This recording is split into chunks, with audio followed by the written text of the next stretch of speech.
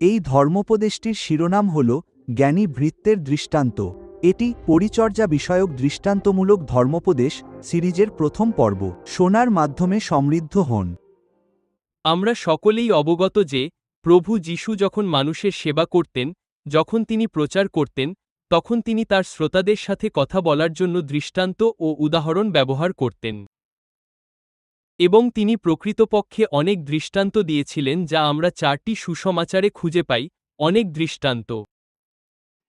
এবং এই দৃষ্টান্তগুলো ঈশ্বরের রাজ্য সম্পর্কে, ঈশ্বরের রাজ্য কিভাবে কাজ করে সে সম্পর্কে বিভিন্ন বিষয় প্রকাশ করেছিল। এখন এই দৃষ্টান্তগুলোর মধ্যে অন্তত 4টি পরিচর্যার বিষয়টির উপর আলোকপাত করেছিল। এবং তাই এই জুলাই মাসে আমরা পরিচর্যা বিষয়ক দৃষ্টান্তগুলো নিয়ে কথা বলবো। এবং আমরা প্রভু যীশুর এই 4টি পরিচর্যা বিষয়ক দৃষ্টান্ত দেখব, যাতে আমরা পরিচর্যা কি সে সম্পর্কে কিছু অন্তর্দৃষ্টি লাভ করতে পারি। বাইবেলের দৃষ্টিকোণ থেকে, ঈশ্বরের রাজ্যের দৃষ্টিকোণ থেকে। এবং সত্য হল, আমরা সকলেই পরিচর্যাকারী। আমরা সকলেই পরিচর্যাকারী। ঈশ্বরের সন্তান হিসেবে, ঈশ্বরের রাজ্যের অংশ হিসেবে, আমরা প্রত্যেকেই ঈশ্বরের তত্ত্বাবধায়ক। আর তাই তত্ত্বাবধানে বিষয়টি বোঝা আমাদের জন্য সত্যিই গুরুত্বপূর্ণ। এটি আমাদের জীবনের প্রতি একটি আহ্বান। এবং ঈশ্বরের রাজ্যের দৃষ্টিকোণ থেকে আমাদের কিভাবে উত্তম তত্ত্বাবধায়ক হওয়া উচিত। সুতরাং আমরা এই 4টি দৃষ্টান্তের প্রথমটি দিয়ে শুরু করছি। আজ আমরা জ্ঞানী দাসের দৃষ্টান্তটি দেখছি। লুক অধ্যায় 12, পদ 41 থেকে 48। জ্ঞানী দাসের দৃষ্টান্ত। লুক অধ্যায় 12, পদ 41 থেকে 48। আসুন অনুগ্রহ করে তা পড়ি। তো এই কথোপকথনে যীশু তার শিষ্যদের সাথে কথা বলছিলেন। এবং তিনি তাদের জানিয়েছেন, তিনি তাদের বলেছেন যে তার ফিরে আসার জন্য তাদের কিভাবে প্রস্তুত থাকতে হবে। তাদের বলেছেন, আমি যে কোনো সময় ফিরে আসতে পারি, তোমাদের প্রস্তুত থাকতে হবে। তখন পিতর এই প্রশ্নটি করেন। তিনি বলেন, প্রভু, আপনি কি সবার সাথে কথা বলছেন? আপনি কি শুধু আমাদের সাথেই কথা বলছেন? এটা 41 নং পদ। পিতর তাকে বললেন, প্রভু, আপনি কি এই দৃষ্টান্তটি কেবল আমাদেরকেই বলছেন, নাকি সকলকেই? মানে, আপনি কে? এখানে আপনার শ্রোতা কারা? আর তারপর সেই প্রশ্নের উত্তরে, এবং তিনি যা বোঝাতে চাইছেন তা আরও বিশদভাবে ব্যাখ্যা করার জন্য, তিনি এই দৃষ্টান্তটি বলেন, জ্ঞানী ভৃত্যের দৃষ্টান্তটি। 42 পদ। আর প্রভু বললেন, তাহলে সেই বিশ্বস্ত ও বুদ্ধিমান ভৃত্য কে, যাকে তার প্রভু তার পরিবারের উপর শাসক নিযুক্ত করবেন, যেন সে যথাসময়ে তাদের খাদ্যের অংশ দেয়? 43 পদ। ধন্য সেই দাস, যাকে তার প্রভু এসে এইরূপ কাজ করতে দেখবেন। আমি তোমাদের সত্যি বলছি, তিনি তাকে তার সমস্ত সম্পত্তির উপর শাসক নিযুক্ত করবেন। কিন্তু যদি সেই দাস মনে মনে বলে, আমার প্রভু আসতে দেরি করছেন, এবং পুরুষ ও নারীদের মারতে শুরু করে এবং খেতে, পান করতে ও মাতাল হতে থাকে, তবে সেই দাসের প্রভু এমন এক দিনে আসবেন, যেদিন সে তার জন্য অপেক্ষা করবে না, এবং এমন এক সময় আসবেন, যখন সে সচেতন থাকবে না, আর তিনি তাকে দ্বিখণ্ডিত করবেন এবং অবিশ্বাসীদের সঙ্গে তার অংশ নির্ধারণ করে দেবেন।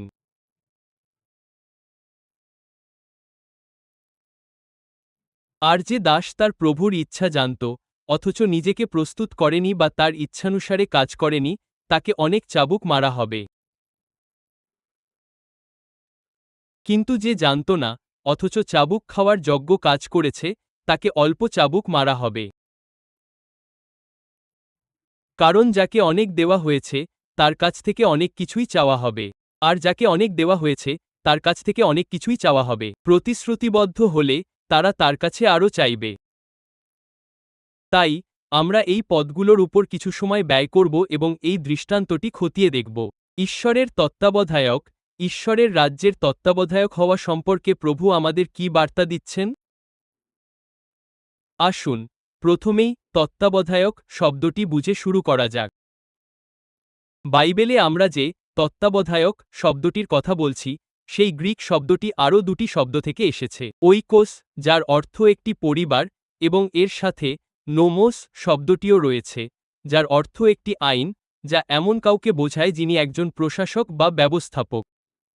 সুতরাং সহজভাবে বলতে গেলে মূল গ্রিক শব্দটি, যা তত্ত্বাবধায়ক বা তত্ত্বাবধায়কত্ব হিসাবে অনুবাদ করা হয়েছে, তার সম্পর্ক এমন একজন ব্যক্তির সাথে যাকে অন্য কারো পরিবার পরিচালনা বা ব্যবস্থাপনার দায়িত্ব দেওয়া হয়েছে।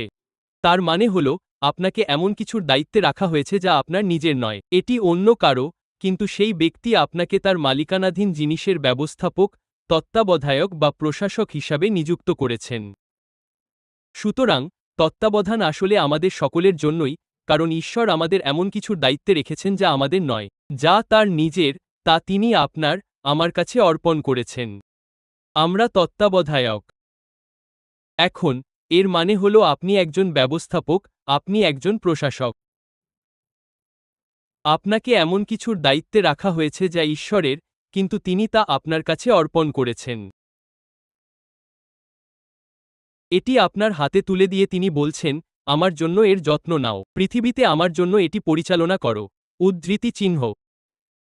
আর যখন আপনি এ বিষয়ে ভাববেন, বিশেষ করে বাইবেলের প্রেক্ষাপটে, তখন আপনি তাৎক্ষণিকভাবে এই 5টি দায়িত্বের কথা ভাবতে পারবেন যা এই ধরনের ব্যবস্থার সাথে জড়িত। প্রথমত, তত্ত্বাবধায়ক দায়িত্বে থাকেন, এবং তিনি নিশ্চিত করার জন্য দায়ী যে সবকিছু সঠিকভাবে পরিচালিত হচ্ছে। এটি ভালো সংগঠন, ভালো প্রশাসনের কথা বলে। সবকিছুকে সুশৃঙ্খল থাকতে হবে, জিনিসগুলোকে সঠিকভাবে কাজ করতে হবে, সুতরাং সঠিক কার্যকারিতা। দ্বিতীয়ত, তত্ত্বাবধায়ক লাভজনকতার দায়িত্বে থাকেন, এবং এর জন্য দায়ী। এর মানে হল, সবকিছুকে ক্রমাগত বাড়তে হবে, বৃদ্ধি হতে হবে, বহুগুণে বাড়তে হবে। শুধু এটুকু বললেই চলবে না যে, আচ্ছা, আপনি আমাকে দায়িত্ব দিয়েছিলেন আর আমি আরামে একটা ঘুম দিয়েছি, আমি জানি না কি হচ্ছে। না, লাভজনকতা থাকতেই হবে, এটা বাড়তেই হবে। তৃতীয়ত, জবাবদিহিতা থাকতে হবে। এর মানে হল, ম্যানেজার ফিরে এসে জিজ্ঞেস করবেন, কেমন চলছে? আর আপনি শুধু বলতে পারেন না, খুব ভালো চলছে। তিনি সংখ্যাগুলো দেখতে চান। আমাদের আধুনিক প্রেক্ষাপটে আমরা বলবো, পরিমাপের মানদণ্ড থাকতে হবে, এমন কিছু তথ্য থাকতে হবে যা প্রমাণ করে যে সবকিছু ঠিকঠাক চলছে। শুধু খুব ভালো চলছে বললেই যথেষ্ট নয়, কারণ খুব ভালো বলতে কি বোঝায়? আমাকে সংখ্যাগুলো দেখান। এর সাথে জবাবদিহিতা জড়িত। এবং তৃতীয় ও চতুর্থত, তত্ত্বাবধায়ক যেহেতু এই বিষয়গুলোর দায়িত্বে থাকেন, তাই যা অর্পণ করা হয়েছে তা তাকে রক্ষা করতে হয়। তিনি কাউকে এসে জিনিসপত্র নিয়ে যেতে বা ধ্বংস করতে দিতে পারেন না। ব্যবস্থাপক সম্ভবত এই সবকিছু গুছিয়ে আনতে নিজের জীবন দিয়েছেন, মানে মালিক সম্ভবত এই সবকিছু একত্রিত করতে নিজের জীবন দিয়েছেন। সুতরাং আপনি কাউকে এসে একদিনে এমন কিছু ধ্বংস করতে দিতে পারেন না যা গড়তে হয়তো সারা জীবন লেগেছে। তাই আপনাকে এটি রক্ষা করতে হবে। সবশেষে, পঞ্চমত, তত্ত্বাবধায়ক এটি পরবর্তী প্রজন্মের কাছে হস্তান্তরের জন্যও দায়ী, এবং সাধারণত বাইবেলের সময় তত্ত্বাবধায়ক উত্তরাধিকারী, অর্থাৎ মালিকের পুত্র বা সন্তানদের লালন পালনের দায়িত্বে থাকতেন, যাতে তারা এমনভাবে বড় হয় যে পরবর্তীতে এই দায়িত্ব গ্রহণ করে তা চালিয়ে যেতে পারে। আর এই ধারা প্রজন্ম থেকে প্রজন্মান্তরে চলে আসে। তাহলে তত্ত্বাবধানে 5টি দায়িত্ব। আপনারা কি আমার সাথে আছেন? তাড়াতাড়ি। প্রথমত, সঠিক কার্যকারিতা নিশ্চিত করা। দ্বিতীয়ত, লাভজনকতা। তৃতীয়ত, জবাবদিহিতা। চতুর্থত, সুরক্ষা। এটি সুরক্ষিত, এটি নিরাপদ রাখা। এবং পঞ্চমত, হস্তান্তর, পরবর্তী প্রজন্মকে গড়ে তোলা। যা কিছু স্থাপন করা হয়েছে তার ধারাবাহিকতা বজায় রাখা।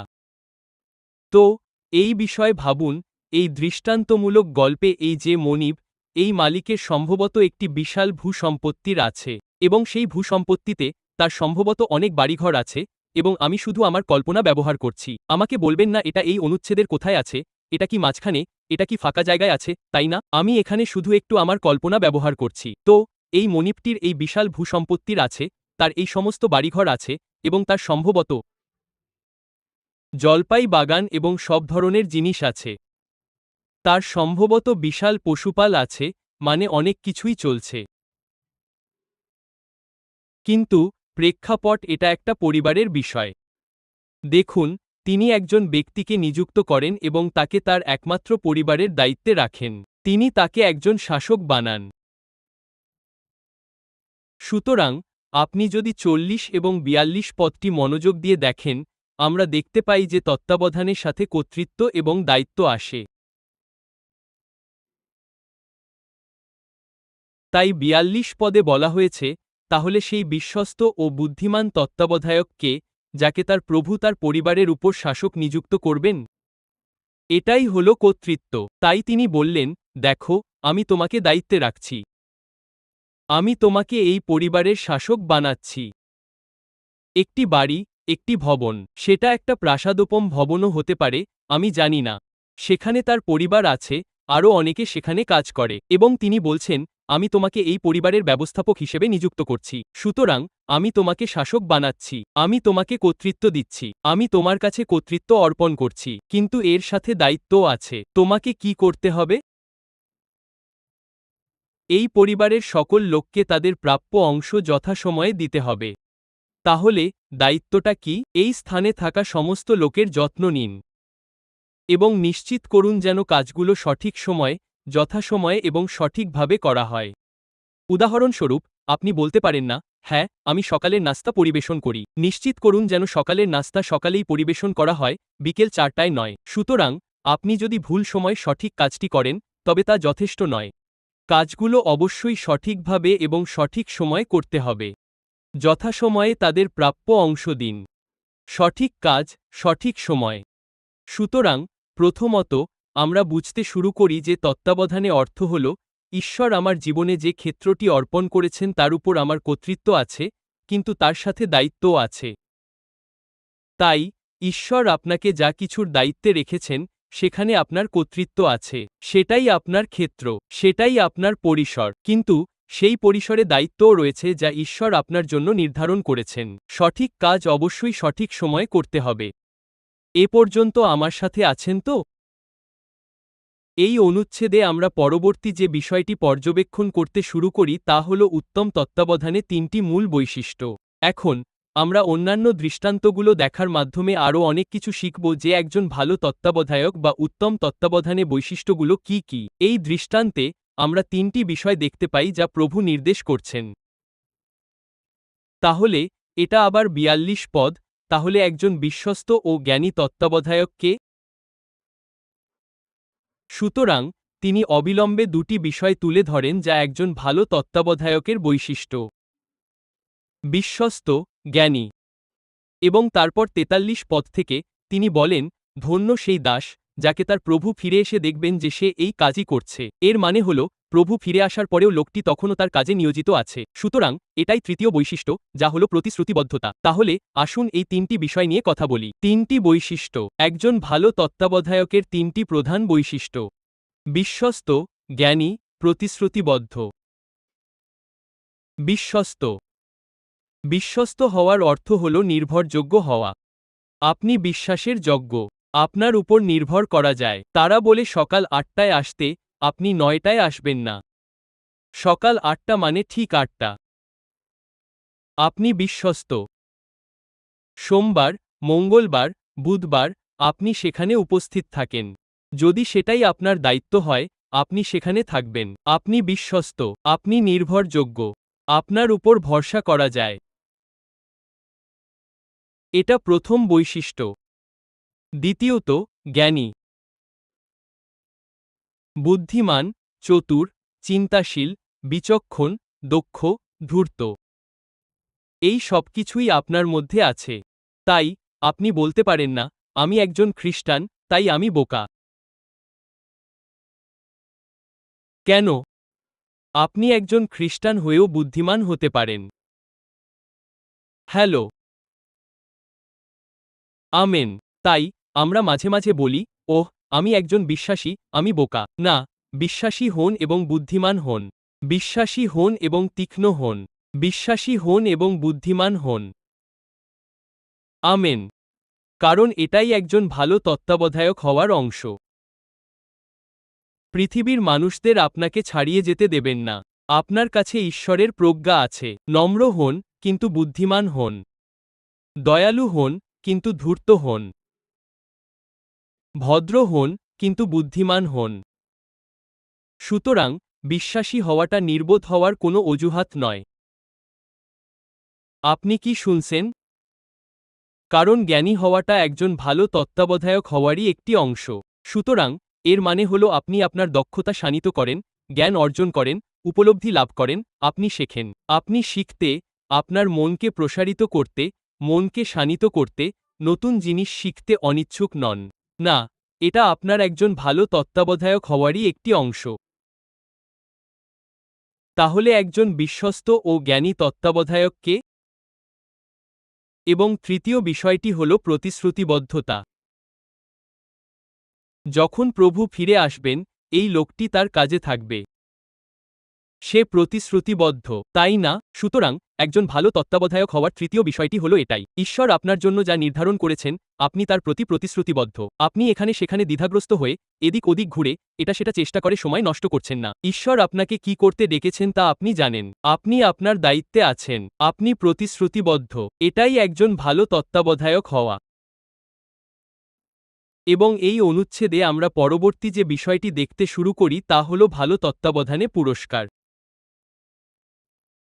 আপনি এটা ৪২ ও ৪৪ পদে দেখতে পাবেন। ৪২ পদে, শুরুতেই, তিনি তাকে তার পরিবারের শাসক নিযুক্ত করলেন। তিনি তাকে একটি নির্দিষ্ট স্থানের দায়িত্বে নিযুক্ত করলেন।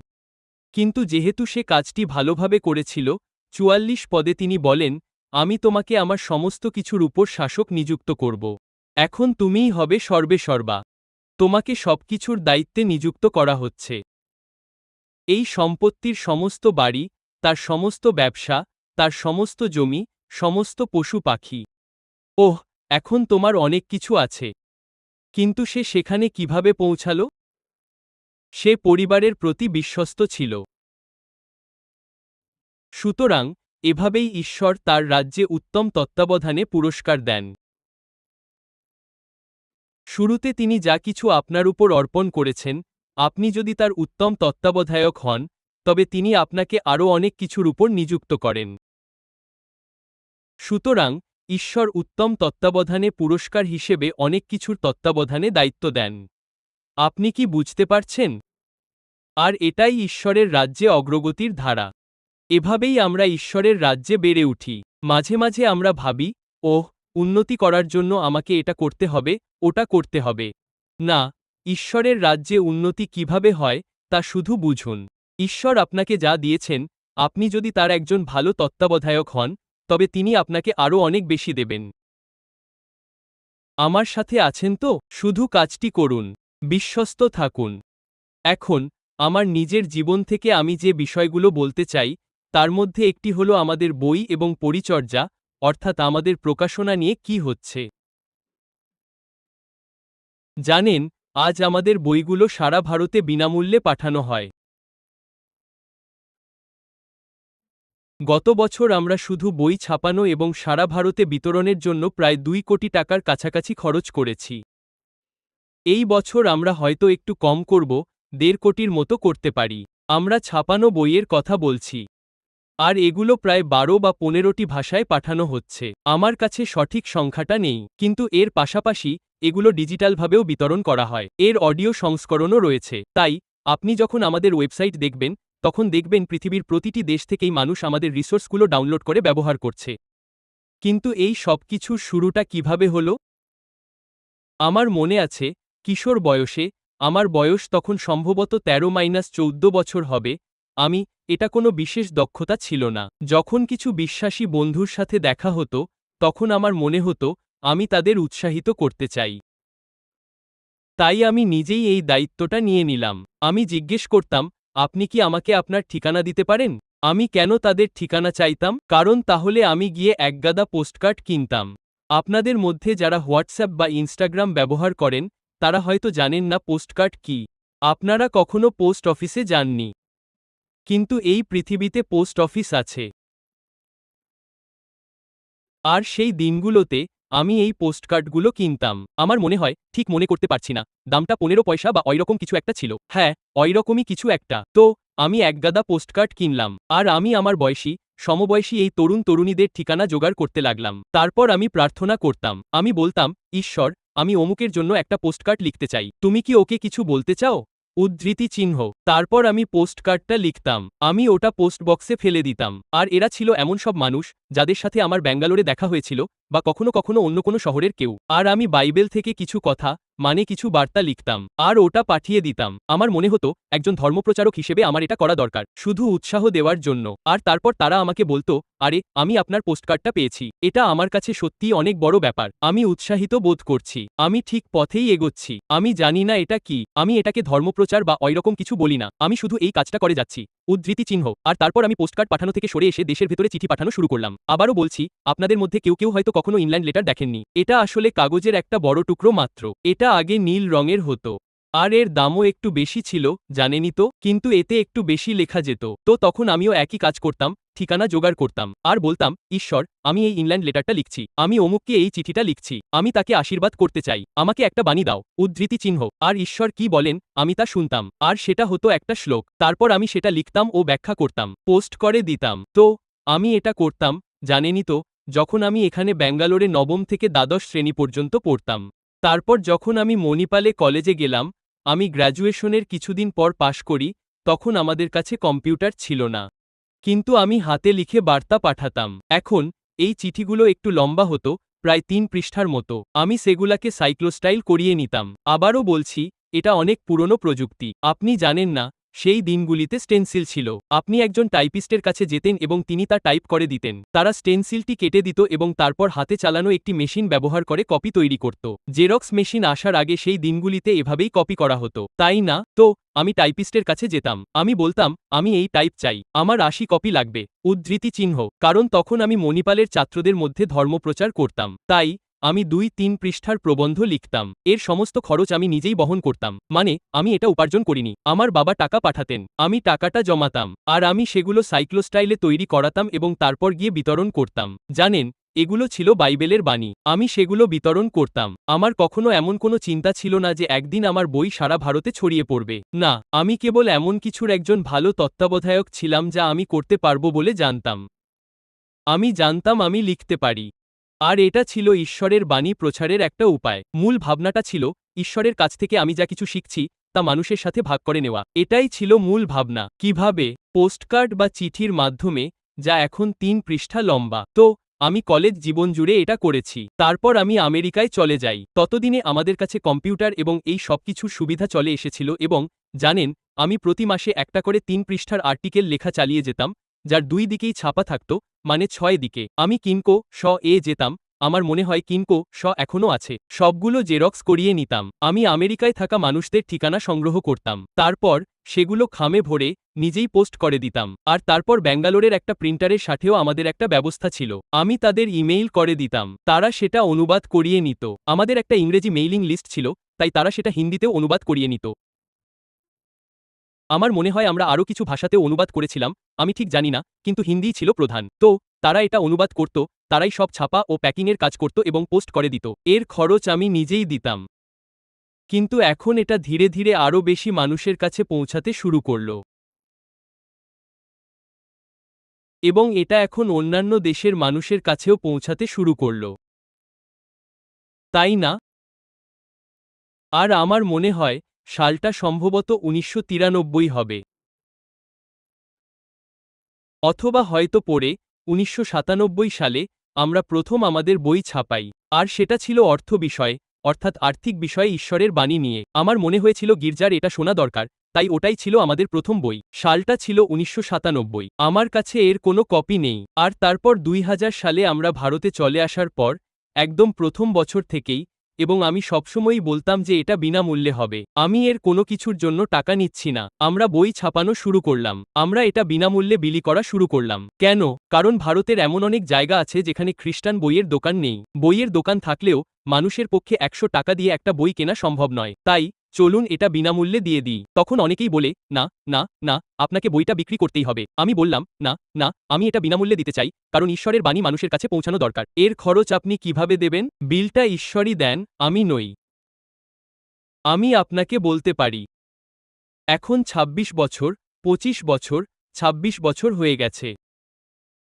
আমরা প্রতি বছর দেশের সর্বত্র বহু ভাষায় এই বইগুলো পাঠিয়ে আসছি। এবং মানুষ এখনও ঈশ্বরের বাণী পাচ্ছে আর বইগুলো বিনামূল্যে পৌঁছে যাচ্ছে।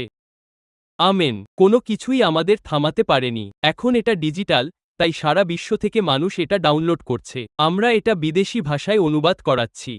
যখন আমি ওই পোস্টকার্ডগুলো লিখতাম, আমার কোনো ধারণাই ছিল না যে একদিন আমরা এটা করব। আমি শুধু ঈশ্বরকে বলতাম, এমন কিছু যা আমি করতে পছন্দ করি। শুধু এটা করুন, কিন্তু বিশ্বস্ততার সাথে করুন। বিশ্বস্ততার সাথে করুন। আমেন। সুতরাং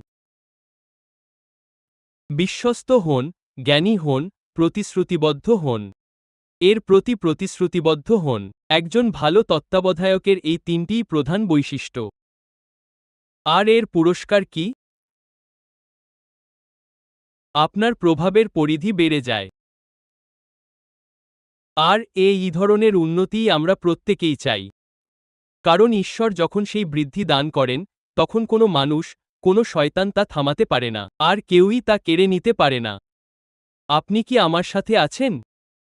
সুতরাং, এখানে বসে থাকা আমাদের প্রত্যেককেই ঈশ্বর বিশেষ ক্ষমতা দিয়েছেন, এবং আমরা কিছুক্ষণ পরেই এই বিষয়ে কথা বলব। আপনাকে আপনার জীবনে কিছু নির্দিষ্ট জিনিস দেওয়া হয়েছে, এবং ঈশ্বর আশা করছেন যে আপনি একজন ভালো তত্ত্বাবধায়ক হবেন। এখন, একই গল্পে, আমরা তত্ত্বাবধানে ক্ষেত্রে তিনটি ভুল মনোভাব দেখতে পাই। তিনটি ভুল মনোভাব। 1 নম্বর, এটি 45 নং পদে আছে। যদি সেই দাস মনে মনে বলে, আমার প্রভু আসতে দেরি করছেন, এবং পুরুষ ও নারী দাসদের মারতে শুরু করে এবং খেতে ও পান করতে এবং মাতাল হতে থাকে। সুতরাং, এই তিনটি ভুল মনোভাব আমরা এখানে দেখতে পাচ্ছি। প্রথমত, সবচেয়ে বড় কথা হলো আত্মতুষ্টি, উদাসীনতা। হায়, আমার মনিব চলে গেছেন।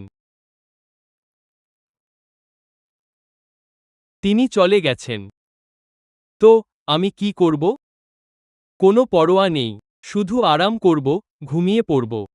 আপনি তা করতে পারেন না। আত্মতুষ্ট হওয়া যায় না। উদাসীন হওয়া যায় না।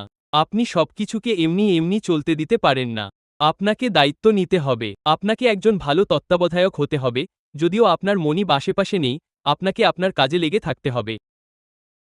সুতরাং, ঈশ্বর যখন আপনার হাতে কিছু জিনিস দিয়েছেন, তিনি প্রতিদিন এসে আপনার জন্য ঘুমপাড়ানি গান গাইবেন না। তিনি এসে বলবেন না, সাবাস, উত্তম ও বিশ্বস্ত দাস, গতকাল তোমার দিনটা চমৎকার কেটেছে। উদ্ধৃতি চিহ্ন। না, এমন সময় আসবে যখন মনে হবে ঈশ্বর আশেপাশে নেই। ঈশ্বর দেখছেন না। কিন্তু দেখো, তিনি তোমাকে একজন তত্ত্বাবধায়ক বানিয়েছেন এবং তোমাকে তোমার কাজে লেগে থাকতে হবে। ঈশ্বর তোমার হাতে যা কিছু দিয়েছেন, তার সদ্ব্যবহার করতে হবে, বিশ্বস্ত থাকতে হবে, জ্ঞানী হতে হবে, প্রতিশ্রুতিবদ্ধ হতে হবে। ঈশ্বর তোমাকে দেখছেন কি না, তা তোমার মনে হোক বা না হোক, তোমাকে তোমার কাজে লেগে থাকতে হবে। এখানে আমরা দ্বিতীয় যে ভুল মনোভাবটি দেখি তা হল, তিনি দাসদের মারধর করা শুরু করেন। এটা ক্ষমতার অপব্যবহার। প্রদত্ত ক্ষমতা দিয়ে অন্য লোকেদের উপর অত্যাচার করা। এবং আমরা এটা গির্জার ভেতরে এবং বাইরেও দেখি, যে একবার লোকেদের শাসক বানানো হলে, অর্থাৎ তারা ক্ষমতা পেলে, তারা লোকদের উপর অত্যাচার শুরু করে।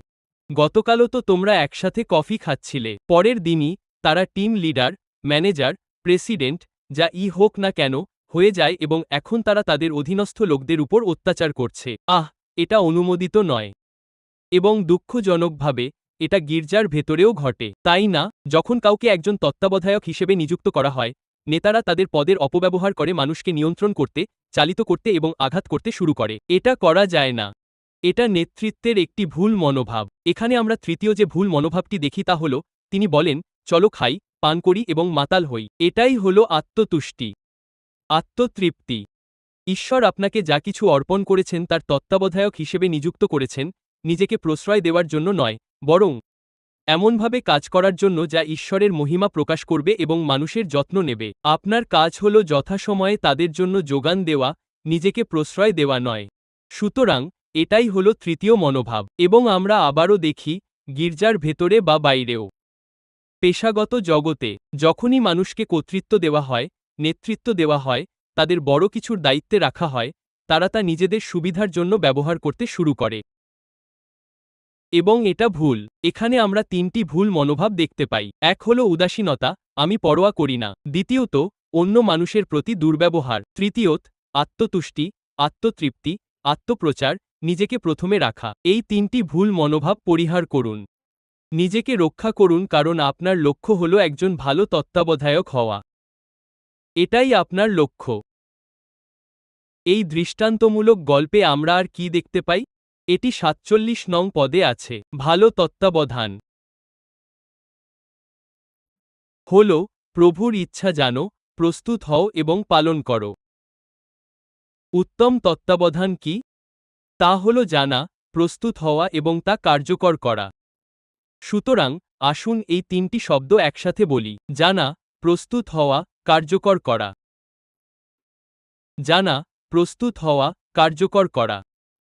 আর এটা লুকের ২৭ পদে আছে। আমি জানি যীশু দাসের বিষয়টিকে নেতিবাচকভাবে দেখিয়েছেন, কিন্তু আসুন প্রথমে এটিকে ইতিবাচকভাবে দেখি। আর সেই দাস, যে তার প্রভুর ইচ্ছা জানত এবং নিজেকে প্রস্তুত করেনি বা তার ইচ্ছানুসারে কাজ করেনি, তাকে বহু চাবুক মারা হবে। উফ, তাই না? তাহলে একজন ভালো তত্ত্বাবধায়ক হিসেবে আপনার তিনটি কাজ কি কি করা উচিত? প্রভুর ইচ্ছা জানুন। ঈশ্বর আপনাকে দিয়ে কি করাতে চান তা জানুন। আপনার জন্য ঈশ্বরের দায়িত্ব কি? অন্য ব্যক্তির জন্য ঈশ্বরের দায়িত্ব কি, সেদিকে তাকাবেন না। সেটা তার ব্যাপার। এবং সেটার তত্ত্বাবধায়ক তারই হওয়া উচিত, আপনার নয়। প্রভু আপনার জন্য যা চান, তার জন্য আপনিই দায়ী। প্রভুর ইচ্ছা জানুন। আপনি ঈশ্বরের কাছে গিয়ে জিজ্ঞাসা করুন, ঈশ্বর, আপনি আমাকে দিয়ে কি করাতে চান? কেন আপনি আমাকে এই উপহারগুলো, এই প্রবণতাগুলো দিয়েছেন এবং আমাকে এভাবে তৈরি করেছেন? কেন আপনি আমাকে এভাবে গঠন করেছেন? সুতরাং প্রভুর ইচ্ছা জানুন। আমাদের প্রত্যেকেরই। এবং আমি আমাদের সকলকে যা করতে উৎসাহিত করি, এবং আপনারা আমাকে এটা আগেও বলতে শুনেছেন, তা হল অনেক আগে থেকেই ঈশ্বরের কাছে বিভিন্ন জিনিস চেয়ে নেওয়া। শুধু সকালে ঘুম থেকে উঠে এটা বলা নয় যে, ঈশ্বর, সকালের নাস্তায় আপনি আমাকে কি দিতে চান? ওটা একটা ঠিকঠাক প্রার্থনা। মানে, আমরা কিন্তু ওটা নিয়ে কথা বলছি না। আমরা কথা বলছি, হে ঈশ্বর, এই পৃথিবীতে তুমি আমাকে দিয়ে কি করাতে চাও? তোমার পরিকল্পনা কি? তোমার উদ্দেশ্য কি? তুমি আমাকে দিয়ে কি করাতে চাও? তার ইচ্ছা জানুন, শুধু আজকের জন্য বা এই সপ্তাহের জন্য নয়, বরং এখন থেকে ৫ বছর পরের জন্য প্রার্থনা করুন। এখন থেকে ১০ বছর পরের জন্য প্রার্থনা করুন। তো, কেন? কারণ ঈশ্বর আপনার জন্য যে কাজগুলো রেখেছেন, তার কয়েকটির জন্য প্রস্তুতির প্রয়োজন হবে। আপনি কাল সকালে ঘুম থেকে উঠে তাতে ঝাঁপিয়ে পড়ার সিদ্ধান্ত নিতে পারবেন না। সেই কাজটা এতটাই বড় হতে পারে যে, তার জন্য ৫ বছরের প্রস্তুতির প্রয়োজন হতে পারে। তাই, আজ থেকে ৫ বছর পর ঈশ্বর আপনাকে কি হিসেবে দেখতে চান, তা ৫ বছর আগেই আপনার জেনে রাখা ভালো, যাতে আপনি তার জন্য প্রস্তুতি শুরু করতে পারেন। আর আপনি হয়তো বলবেন, আচ্ছা, ঈশ্বর কি আমাকে আগে থেকে বলে দেবেন? হ্যাঁ, তিনি বাইবেলে বলেছেন, আমি তোমাদের শুরু থেকেই শেষ বলে দেব। সবকিছু নিয়ে আসুন। তিনি আপনাকে শুরু থেকেই শেষটা বলে দেন। তাই, আপনি কেন প্রার্থনা করে বলছেন না, ঈশ্বর, আমাকে শুধু দেখান যে আগামী ৫ বছরে আমার জীবন কোথায় শেষ হবে, যা নিয়ে আমরা পরে কথা বলব। এখন থেকে মাত্র ৫ বছর পর আমাকে দেখান। এখন থেকে ১০ বছর পর আমাকে দেখান। কেন? যাতে আমি নিজেকে প্রস্তুত করতে পারি। তাই এখানে ৪৭ পদে বলা হয়েছে, তিনি তার প্রভুর ইচ্ছা জানতেন এবং নিজেকে প্রস্তুত করেছিলেন। সুতরাং, প্রভুর ইচ্ছা জানা, দ্বিতীয়ত, নিজেকে প্রস্তুত করা। এটাই দ্বিতীয় বিষয়।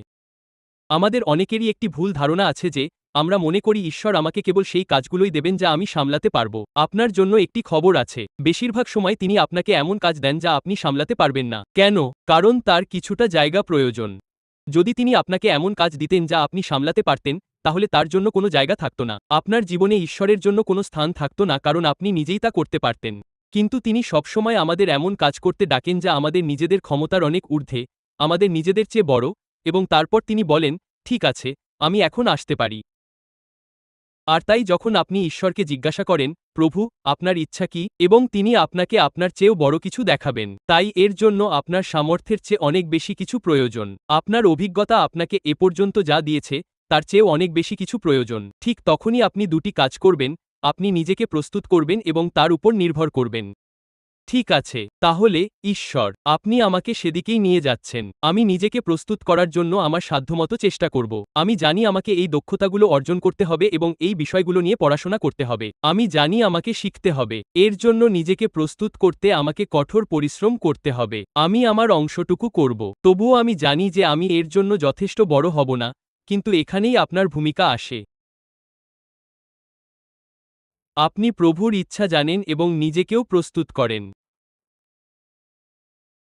আপনি কি শুনছেন? তাই আমাদের সকলেরই ভবিষ্যতের কথা ভাবা উচিত। ভবিষ্যতের জন্য প্রার্থনা করা উচিত। ঈশ্বরকে জিজ্ঞাসা করা উচিত, প্রভু, আজ থেকে 5 বছর পর আপনি আমাকে কি বলছেন? আপনি আমাকে কি দেখাচ্ছেন? আপনি চান আমি কি করি? উদ্ধৃতি চিহ্ন। সুতরাং, যখন সেই সময় আসবে, যখন সেই মুহূর্ত আসবে, আমি প্রস্তুত থাকব। আর তৃতীয় বিষয়টি হল, তিনি নিজেকে প্রস্তুত করেছিলেন, তিনি তার প্রভুর ইচ্ছা জানতেন, তিনি নিজেকে প্রস্তুত করেছিলেন এবং তিনি তা পালন করেছিলেন। এর মানে হল, তিনি কাজে লেগে আছেন, কঠোর পরিশ্রম করছেন, কাজটি সম্পন্ন করছেন।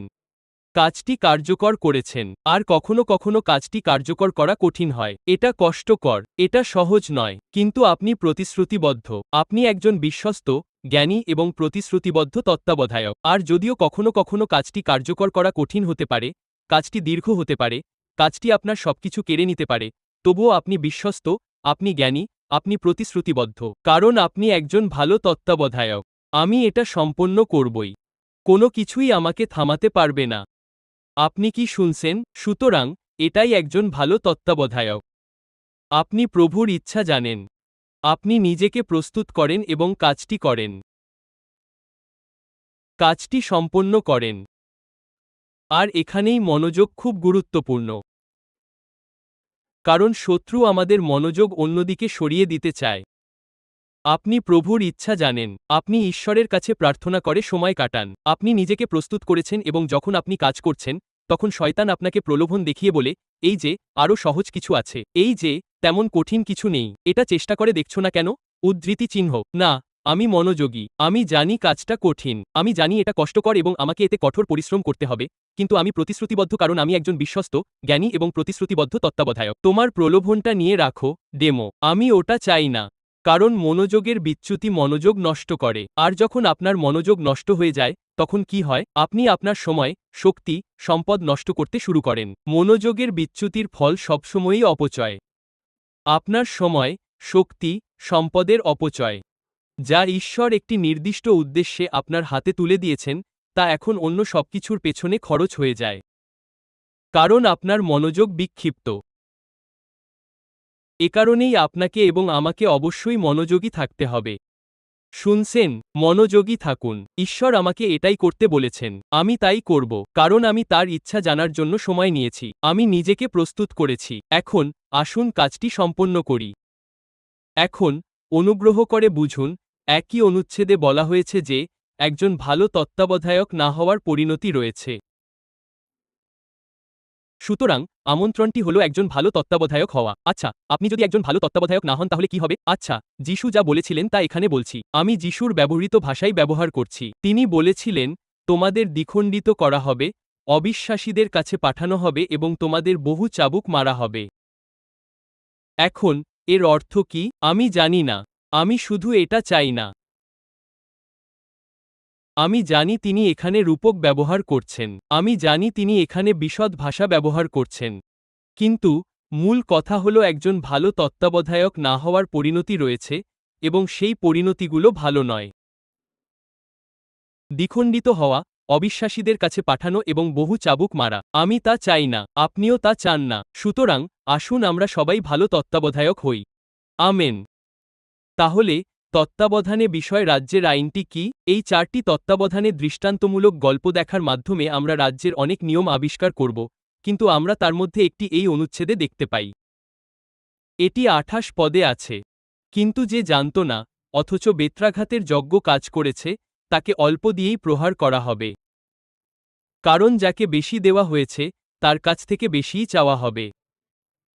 এবং যাকে বেশি দায়িত্ব দেওয়া হয়েছে, তার কাছ থেকে আরও বেশি চাওয়া হবে। এটাই তত্ত্বাবধানে বিষয় রাজ্যের নিয়ম। যাকে বেশি দেওয়া হয়েছে, তার কাছ থেকে বেশিই চাওয়া হবে। তাহলে, এর অর্থ কি? এর অর্থ হল, ঈশ্বর যদি আপনাকে অনেক কিছুর তত্ত্বাবধায়ক করে থাকেন, তার মানে তিনি আপনাকে উচ্চতর মানদণ্ডে বিচার করবেন। তিনি আপনার কাছে আরও অনেক বেশি চাইবেন। যখন আপনাকে কেবল তার পরিবারের তত্ত্বাবধায়ক হিসেবে নিযুক্ত করা হয়েছিল, তখন ব্যাপারটা সহজ ছিল। মাত্র কয়েকজন লোকের যত্ন নিতে হতো। মাত্র 3টি খাবার পরিবেশন করতে হতো।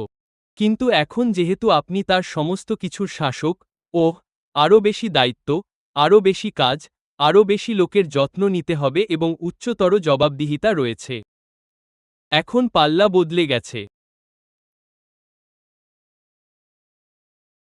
আপনার কাছে যা কিছু চাওয়া হয় তার জন্য অনেক বেশি যোগ্যতার প্রয়োজন হয়, কারণ আপনি সবকিছুর জন্য দায়ী।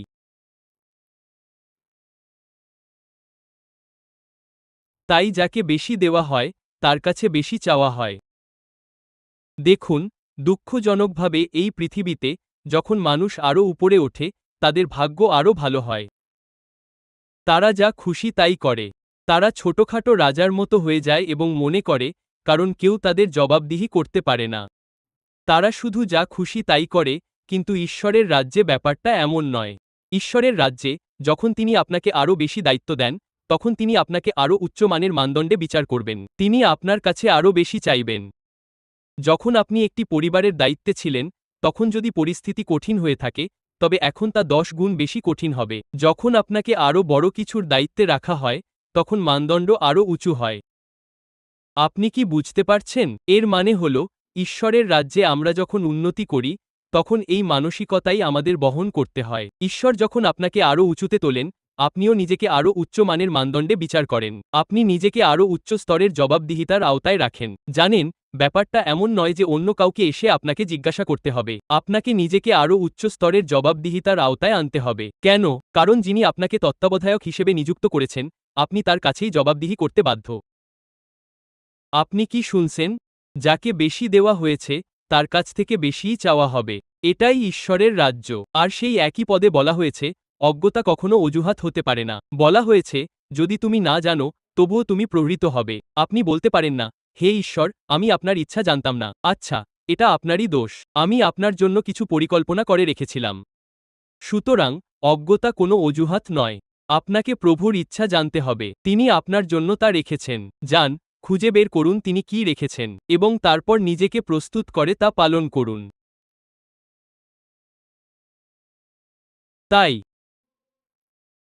আমি আমাদের ঈশ্বরের রাজ্যের তত্ত্বাবধানে কথা মনে করিয়ে দিতে চাই। এই মাসে আমরা এই বিষয়েই কথা বলবো। ঈশ্বরের রাজ্যের তত্ত্বাবধান। 3টি বিষয় যা আমাদের সকলের হৃদয়ে ধারণ করতে হবে। প্রথমত, আপনি ঈশ্বরের দেওয়া উপহারের একজন তত্ত্বাবধায়ক। আমরা সবাই ঈশ্বরের দানের তত্ত্বাবধায়ক। আপনার দক্ষতা, আপনার সামর্থ্য, আপনার যোগ্যতা, আপনাকে যেভাবে তৈরি করা হয়েছে, যে কাজগুলো করতে আপনি আগ্রহী, যে বিষয়গুলো আপনার জন্য স্বাভাবিক। ঈশ্বর আপনার মধ্যে যে দানগুলো দিয়েছেন, আপনি সেই দানগুলোর তত্ত্বাবধায়ক। সেগুলাকে হালকাভাবে নেবেন না। 1 পিতর অধ্যায় 4, পদ 10 এ পিতর লিখেছেন, তিনি বলেন, প্রত্যেকে যেমন একটি করে দান পেয়েছে, মানে, আপনার এক বা একাধিক দান থাকতে পারে, কিন্তু আপনারা যা কিছু পেয়েছেন, তা একে অপরের সেবায় ব্যবহার করুন। ঈশ্বরের বহুবিধ অনুগ্রহের উত্তম তত্ত্বাবধায়ক হিসেবে মানুষের সেবা করার জন্য তা ব্যবহার করুন। ঈশ্বরের বৈচিত্র্যময়, বহুবর্ণময়, বহুমাত্রিক অনুগ্রহের একজন উত্তম তত্ত্বাবধায়ক হন। এর একজন উত্তম তত্ত্বাবধায়ক হন।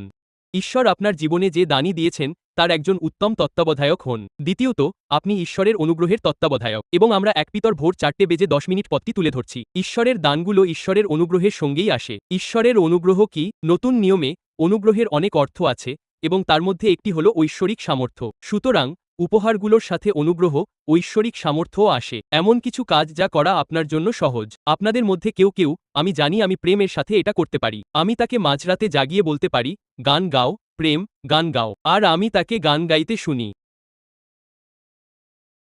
কেন? কারণ এটাই তার জীবনের উপর অনুগ্রহ। এটাই অনুগ্রহ। আর ঠিক সেভাবেই, আমাদের সকলেরই উপহার এবং অনুগ্রহ আছে। এমন কিছু যা আপনার কাছে স্বাভাবিকভাবেই আসে। আপনাদের মধ্যে কেউ কেউ ভালো প্রশাসক। যখন আপনি কোনো সমস্যার দিকে তাকান এবং সমাধান চলে আসে। এটা কিভাবে ঘটছে? এটাই অনুগ্রহ।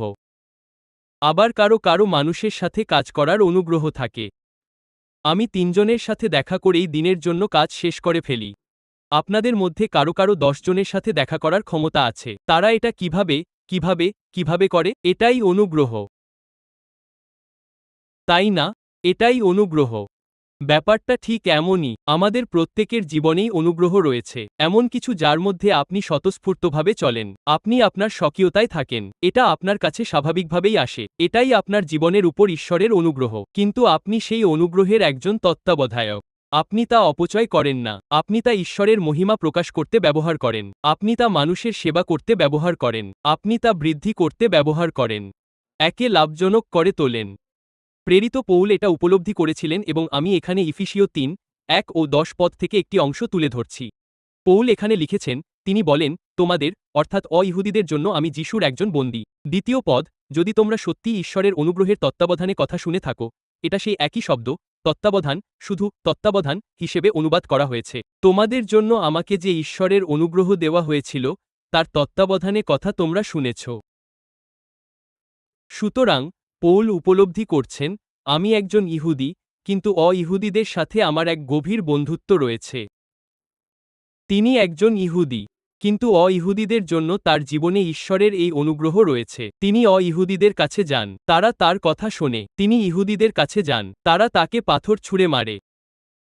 তিনি একজন ইহুদি, তাকে ফরিসি হওয়ার প্রশিক্ষণ দেওয়া হয়েছিল, কিন্তু তিনি তার নিজের লোকদের দ্বারা প্রত্যাখ্যাত হয়েছিলেন। কিন্তু অ-ইহুদিরা তাকে সাদরে গ্রহণ করেছিল। পৌল উপলব্ধি করেছিলেন যে, অ-ইহুদিদের জন্য আমার জীবনে ঈশ্বরের অনুগ্রহের একটি দায়িত্ব রয়েছে। আমি তাদের কাছে যেতে পারি, তারা আমার কথা শুনবে। ঠিক একইভাবে, আপনার জীবনে একটি নির্দিষ্ট ক্ষেত্রের জন্য ঈশ্বরের অনুগ্রহের একটি দায়িত্ব রয়েছে। হতে পারে সেটা ব্যবসায়, হতে পারে সেটা সমাজের কোনো নির্দিষ্ট ক্ষেত্রে। আপনি সেখানে যান এবং লোকেরা আপনাকে সাদরে গ্রহণ করে। সেখানে যেতে থাকুন। আচ্ছা, এর জন্য আপনার জীবনে অনুগ্রহ রয়েছে। আপনি কি বুঝতে পারছেন?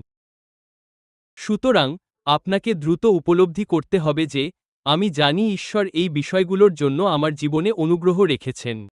এবং দয়া করে এটাও জানুন যে, কোন বিষয়গুলোর জন্য আপনার অনুগ্রহ নেই। সেটা অন্যদের সামলাতে দিন। আমেন। সেটা তাদের উপর ছেড়ে দিন যাদের সেই বিষয়ে অনুগ্রহ আছে। আপনি আপনার অনুগ্রহের পরিধির মধ্যেই থাকুন।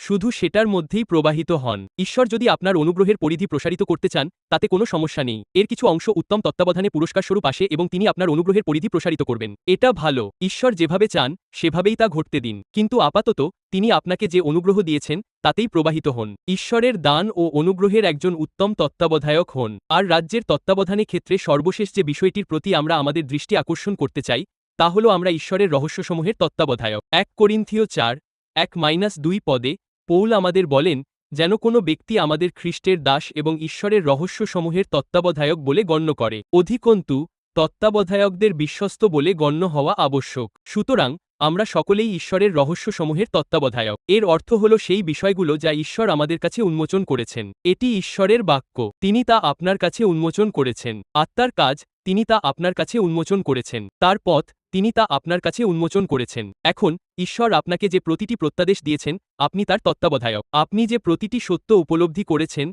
আপনি তারও তত্ত্বাবধায়ক। আমরা ঈশ্বরের রহস্যের তত্ত্বাবধায়ক। এখন, আপনি তা গ্রহণ করুন এবং বলুন, আমি কিভাবে এটি ব্যবহার করে মানুষকে আশীর্বাদ করতে পারি? আমি কিভাবে এটি অন্যদের কাছে পৌঁছে দিতে পারি? আমি কিভাবে এটি ভাগ করে নিতে পারি? হয়তো একজনের সাথে, দুজনের সাথে, বা তিনজনের সাথে, কিন্তু আপনি যখন বিশ্বস্ততার সাথে তা করবেন, ঈশ্বর আপনার তত্ত্বাবধানে পরিধি বাড়িয়ে দেবেন। তিনি আপনাকে আরও অনেক কিছুর উপর শাসক বানাবেন। তিনি আপনার প্রভাব বাড়াবেন। তিনি আপনার নাগাল প্রসারিত করবেন। কিন্তু আপনি যেখান থেকে পারেন, সেখান থেকেই শুরু করুন। আমেন।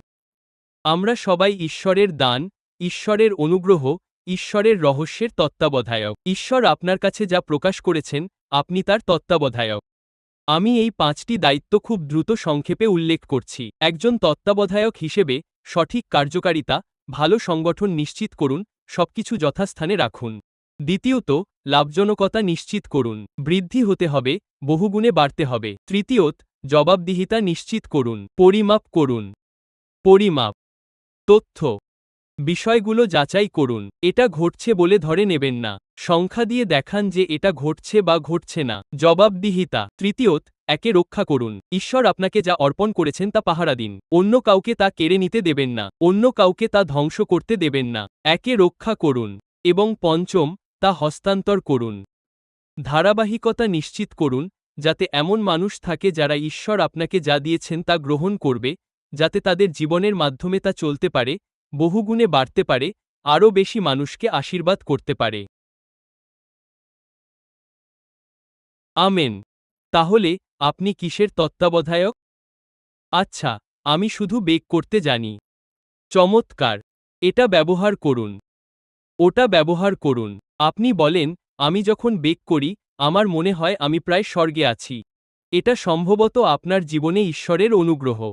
এটা উপভোগ করুন। এটা করুন। কিন্তু, ভাবুন কিভাবে আপনি সেই অনুগ্রহের একজন ভালো তত্ত্বাবধায়ক হতে পারেন? কিভাবে আপনি সেই উপহারের একজন ভালো তত্ত্বাবধায়ক হতে পারেন?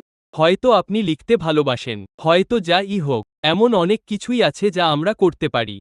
এমন অনেক বিষয় আছে যা নিয়ে আমরা গভীরভাবে আগ্রহী। আপনি তার একজন তত্ত্বাবধায়ক। আপনি কিভাবে একজন উত্তম তত্ত্বাবধায়ক হবেন? আমেন। এবং উত্তম তত্ত্বাবধানে ফলস্বরূপ যেন বৃদ্ধি ঘটে। অন্য উপায়ে যে বৃদ্ধি আসে তার পিছনে ছুটবেন না, কারণ তা হল ডুবন্ত বালুচর। তা হারিয়ে যাবে। কিন্তু উত্তম তত্ত্বাবধানে মাধ্যমে যে বৃদ্ধি আসে তা হল দৃঢ় ভিত্তি। আপনি প্রতিটি স্তরে নিজেকে সুসংহত করতে পারেন এবং ক্রমাগত বৃদ্ধি পেতে পারেন। বৃদ্ধি পেতে থাকুন। আমেন। তাই, এই বিষয়ে প্রার্থনা করুন। একজন উত্তম তত্ত্বাবধায়ক হন। শোনার জন্য ধন্যবাদ। আমরা বিশ্বাস করি এই বার্তাটি আপনার জন্য আশীর্বাদস্বরূপ ছিল। ধর্মোপদেশের নোট এবং বই সহ আরও বিনামূল্যের উপকরণের জন্য অনুগ্রহ করে apcwo.org দেখুন। ব্যাঙ্গালোরের এপিসি বাইবেল কলেজ সম্পর্কে তথ্যের জন্য apcbiblessolje.org দেখুন। অ্যাপল বা গুগল প্লে স্টোর থেকে অল পিপলস চার্চ ব্যাঙ্গালোর অ্যাপটি ডাউনলোড করতে ভুলবেন না।